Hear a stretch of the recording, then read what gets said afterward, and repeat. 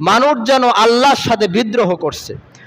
আমার মনে হয় আল্লাহ যদি বলতেন নামাজ পড়ো না, তাহলে মানুষ বেশি বেশি নামাজ পড়তো। আল্লাহ যদি বলতো সুদ খাও, তাহলে মানুষ সুদ খাওয়া ছেড়ে দিত। আল্লাহ যদি বলতো জিনা করো, তাহলে মানুষ যেন জিনা করা বাদ দিয়ে দিত। কারণ আল্লাহ যা আদেশ করেছেন তার বিপরীত চরিত্রের মানুষ হচ্ছে আমরা। আমার মনে হয় যদি এমন হতো বেনামাজি কোনো ছেলের সাথে কোনো মেয়ের বিয়ে হবে না, তাহলে নামাজি সংখ্যা বাড়ত।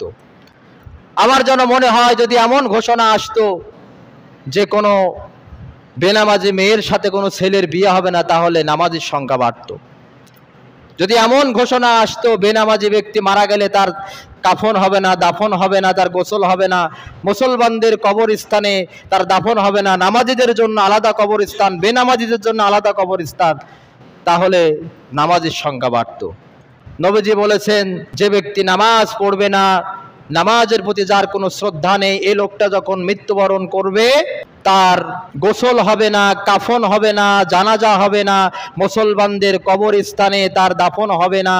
বিনা গোসলে, বিনা কাফনে, বিনা জানাজায় কুত্তা শিয়াল মরলে যেমন মাটি চাপা দেওয়া হয় বেনামাজি ব্যক্তিকে, সেভাবে তোমরা মাটি চাপা দাও।